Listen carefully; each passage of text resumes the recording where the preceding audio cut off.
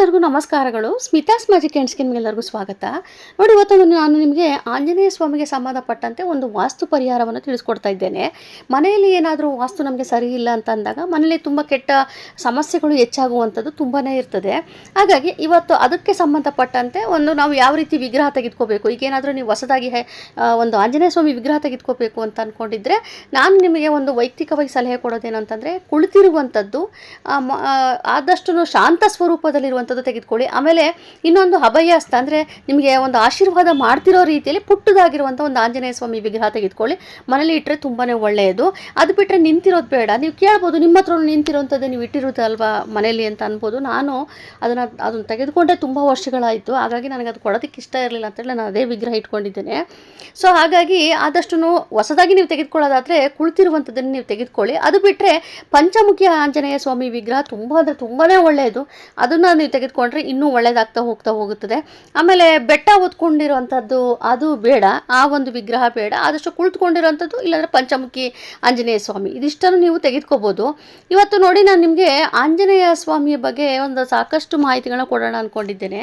ಈಗ ನೀವೇನಾದ್ರೂ ಪಂಚಮುಖಿ ಆಂಜನೇಯ ಸ್ವಾಮಿ ವಿಗ್ರಹ ತೆಗೆದುಕೊಳ್ತೀನಿ ಅಂತಂದರೆ ಅದು ತುಂಬಾ ಒಳ್ಳೆಯದು. ಯಾಕೆ ಪಂಚಮುಖಿ ಅಂತಂದರೆ, ಆಂಜನೇಯ ಸ್ವಾಮಿಗೆ 5 ಮುಖಗಳು. ಅವು ಯಾವುವು ಅಂತಂದರೆ, ಒಂದು ಹಯಗ್ರೀವ, ಇನ್ನೊಂದು ನರಸಿಂಹಸ್ವಾಮಿ ಮತ್ತು ಆಂಜನೇಯ ಸ್ವಾಮಿ, ಇನ್ನೊಂದು ಗರುಡ ಮುಖ ಇರುವಂಥದ್ದು, ಇನ್ನೊಂದು ವರಹ ರೂಪದಲ್ಲಿ ಇರುವಂಥದ್ದು. ಒಂದೊಂದು ಮುಖ ಏನಿದೆಯೋ ಅದು ಪ್ರತಿಯೊಂದು ಕೂಡ ವಿಶೇಷತೆ ಹೊಂದಿರುತ್ತದೆ. ಅದು ಏನಪ್ಪ ಅಂತಂದರೆ, ಈಗ ನಿಮಗೆ ಒಂದು ಎಕ್ಸಾಂಪಲ್ ಹೇಳಬೇಕು ಅಂತಂದರೆ, ಹಯಗ್ರೀವ ಅಂದರೆ ಏನಾಗೋದಂದರೆ ನೆನಪಾಗುವಂಥದ್ದು ಕುದುರೆ ಮುಖ ಇರುವಂಥದ್ದು. ಮಕ್ಕಳಲ್ಲಿ ವಿದ್ಯಾಭ್ಯಾಸ ಚೆನ್ನಾಗಾಗಲು ತುಂಬ ಅನುಕೂಲವಾಗುತ್ತದೆ. ಹಾಗಾಗಿ ಹಯಗ್ರೀವ ಇರುವಂಥದ್ದು ಅಂದರೆ ಪಂಚಮುಖಿ ಒಳಗೆ ಇದು ಒಂದು. ಮತ್ತೊಂದೇನಪ್ಪ ಅಂದರೆ ನರಸಿಂಹಸ್ವಾಮಿ ಮುಖ ಏನಪ್ಪ ಅಂತಂದರೆ, ನಮ್ಮ ಮನೇಲಿ ಆಗುವಂಥ ಒಂದು ನಕಾರಾತ್ಮಕತೆ ಕಡಿಮೆ ಆಗಿ, ಕೆಟ್ಟ ದೃಷ್ಟಿ ಕಡಿಮೆ ಆಗಿ ನಮ್ಮ ಮನೆಗೆ ತುಂಬಾ ಒಳ್ಳೆಯದಾಗ್ತಾ ಹೋಗುತ್ತದೆ. ಅಂದರೆ ಯಾರಾದರೂ ಏನಾದೊಂದು ಮಾಟ ಮಂತ್ರ ಮಾಡಿತ್ತಂದರೆ ಅವೆಲ್ಲವೂ ಕೂಡ ನಿವಾರಣೆ ಆಗ್ತಾ ಹೋಗುತ್ತದೆ.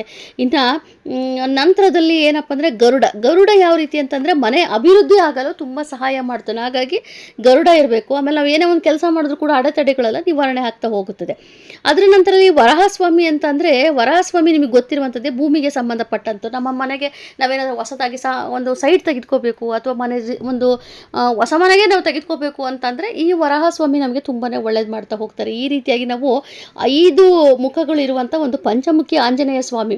ಅದರಲ್ಲಿ ಇನ್ನೊಂದು ಆಂಜನೇಯ ಸ್ವಾಮಿ ಬಗ್ಗೆ ಹೇಳಲೇ ಇಲ್ಲ. ಆಂಜನೇಯ ಸ್ವಾಮಿ ಬಗ್ಗೆ ನಿಮಗೆ ಗೊತ್ತಿರುವಂಥದ್ದೇ, ನಮಗೆ ಒಂದು ರಕ್ಷಕ ದೇವತೆ ಅಂತಲೇ ಹೇಳ್ಬೋದು. ಎಲ್ಲ ರೀತಿಯಲ್ಲೂ ಕೂಡ ರಕ್ಷಣೆ ಕೊಡುವಂಥ ನಮ್ಗೆ ಆಂಜನೇಯ ಸ್ವಾಮಿ. ಈ ರೀತಿಯಾಗಿ ನಾವು 5 ಮುಖಗಳಿರುವಂಥ ಒಂದು ಪಂಚಮುಖಿ ಆಂಜನೇಯ ಸ್ವಾಮಿ ವಿಗ್ರಹ ತೆಗೆದುಕೊಂಡ್ರೆ ತುಂಬಾ ಒಳ್ಳೆಯದು. ನೀವು ದೇವರ ಮನೇಲಿ ಇಡ್ಬೋದು. ಇನ್ನು ವಾಸ್ತು ಪ್ರಕಾರ ಅಂತ ಬಂದಾಗ, ಬಾಗಿಲಿಗೆ ಈಗ ನಾವು ದೃಷ್ಟಿ ಗಣಪತಿ ಯಾವ ರೀತಿ ಹಾಕ್ತೀವೋ ಬಾಗಿಲಿನ ಮೇಲ್ಭಾಗದಲ್ಲಿ, ಆ ರೀತಿಯಾಗಿ ನೀವು ವಾಸ್ತುಗೆ ಸಂಬಂಧಪಟ್ಟಂತೆ ಪಂಚಮುಖ ಇರುವಂಥ ಒಂದು ವಿಗ್ರಹ ಥರ ಇರುವಂಥದ್ದು ಅಥವಾ ಒಂದು ಫೋಟೋ ಅಲ್ಲಿ ಹಾಕಿದ್ರೆ ತುಂಬಾ ಒಳ್ಳೆಯದು. ನೋಡಿ, ನೀವು ನೋಡ್ತಾ ಇರ್ಬೋದು, ಬಾಗಿಲಿನ ಮೇಲ್ಭಾಗದಲ್ಲಿ ಈ ರೀತಿಯಾಗಿರುವಂಥ ಪಂಚಮುಖ ಇರುವಂಥ ಒಂದು ಆಂಜನೇಯ ಸ್ವಾಮಿ ವಿಗ್ರಹವನ್ನು ಹಾಕ್ಬೋದು. ಇದು ನಾನು ನಿಮಗೆ ಮಿಶೋಲ್ಲಿ ನಾನು ತೆಗೆದುಕೊಂಡಿರುವಂಥದ್ದು. ಅದರ ಒಂದು ಲಿಂಕನ್ನು ಕೂಡ ನಾನು ಹಾಕಿರ್ತೇನೆ. ನೀವು ಫ್ಲಿಪ್ಕಾರ್ಟ್, ಅಮೆಝಾನ್ ಎಲ್ಲಿ ಬೇಕಾದ್ರೂ ನೀವು ಬೈ ಮಾಡ್ಬೋದು. ಅಥವಾ ನಿಮಗೆ ಸಿಟಿ ಒಳಗಿತ್ತು ಅಂತಂದರೆ ನಿಮ್ಮ ಗ್ರಂಥಿಗೆ ಶಾಪಲ್ಲಿ ಕೂಡ ಸಿಗುತ್ತೆ, ಅಲ್ಲಿಂದ ಕೂಡ ನೀವು ತೆಗೆದುಕೊಂಡು ಬಂದು ಹಾಕ್ಬೋದು. ಅದಲ್ಲದೆ ಈಗ ನಮಗೆ ಇನ್ನೇನು ಗುರುವಾರ ಹನುಮ ಜಯಂತಿ ಅಲ್ವಾ, ನಾಳೆ ಅಂದರೆ ಇವತ್ತೇ ಇರುವಂಥದ್ದು. ಹಾಗಾಗಿ ಆ ಒಂದು ಸಮಯದಲ್ಲೂ ಕೂಡ ನೀವು ತೆಗೆದುಕೊಂಡು ಬಂದು ಮನೆಗೆ ಹಾಕ್ಬೋದು. ಇದನ್ನು ಯಾವಾಗೆಲ್ಲ ಹಾಕ್ಬೋದು ಅಂದರೆ, ಹುಣ್ಣಿಮೆ ಜೊತೆಯಲ್ಲಿ ಒಂದು ಏಕಾದಶಿ ಸಮಯದಲ್ಲಿ ಅಥವಾ ಶನಿವಾರ, ಮಂಗಳವಾರ, ಈ ಒಂದು ಸಮಯದಲ್ಲಿ ನೀವು ಇದನ್ನು ತೆಗೆದುಕೊಂಡು ಬಂದು ಬಾಗಿಲಿಗೆ ಹಾಕೋದ್ರಿಂದ ತುಂಬಾ ಒಳ್ಳೆಯದು.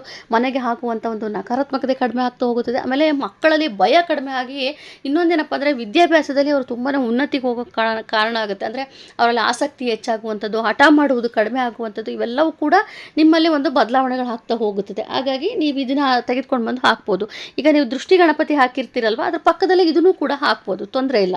ಹಾಗೆ ಆ ರೀತಿಯಾಗಿ ನೀವು ಈ ಒಂದು ಪಂಚಮುಖಿ ಆಂಜನೇಯ ಸ್ವಾಮಿಯ ಒಂದು ಫೋಟೋ ಅಥವಾ ವಿಗ್ರಹವನ್ನು ಹಾಕ್ಬೋದು. ಮತ್ತೊಂದು ಮಾಹಿತಿ ಏನಪ್ಪ ಅಂತಂದರೆ, ಆದಷ್ಟು ದಂಪತಿಗಳಿರುವಂಥ ಕೋಣೆಯಲ್ಲಿ ಈ ಪಂಚಮುಖಿ ಆಂಜನೇಯ, ಯಾವುದೇ ಒಂದು ಆಂಜನೇಯ ಸ್ವಾಮಿ ಆಗಿರ್ಬೋದು, ದೇವರ ಫೋಟೋ ಆಗಿರ್ಬೋದು ಹಾಕಬಾರ್ದು.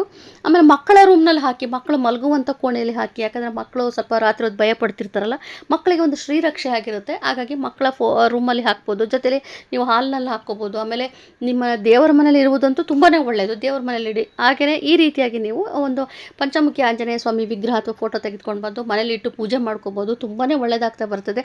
ಆಮೇಲೆ ಶನಿವಾರ ಮಂಗಳವಾರ ಪ್ರತಿ ನಿಮ್ಮ ಮಕ್ಕಳ ಹೆಸರಿನಲ್ಲಿ ಅಥವಾ ಈಗ ನಿಮ್ಮಲ್ಲಿ ದೊಡ್ಡವರೇ ಆಗಿರ್ಬೋದು, ಒಂದು ವಿದ್ಯಾಭ್ಯಾಸ ಉನ್ನತಿ ಆಗಬೇಕು, ನೀವು ಏನೋ ಜಾಬ್ ಸಿಗಬೇಕು ಅಂತ ಒಂದು ಹರಕೆ ಮಾಡಿಕೊಂಡು ದೀಪಾರಾಧನೆ ಮಾಡ್ತಾ ಬನ್ನಿ, ನಿಮಗೆ ತುಂಬಾ ಒಳ್ಳೆಯದಾಗ್ತಾ ಬರ್ತದೆ. ಸೊ ನಾನು ಇವತ್ತು ನಿಮಗೆ ಒಂದು ಕೊಟ್ಟಿರುವಂಥ ಆಂಜನೇಯ ಸ್ವಾಮಿ ಬಗ್ಗೆ ತಿಳಿಸಿಕೊಟ್ಟಿರುವಂಥ ಒಂದು ವಾಸ್ತು ಪರಿಹಾರ ಹೇಗಿತ್ತು ಅಂತೇಳಿ ಒಂದು ಕಮೆಂಟ್ ಮಾಡಿ, ಲೈಕ್ ಮಾಡಿ, ಶೇರ್ ಮಾಡಿ, ಹಾಗೆಯೇ ಸಬ್ಸ್ಕ್ರೈಬ್ ಮಾಡ್ಕೊಳ್ಳಿ. Thank you.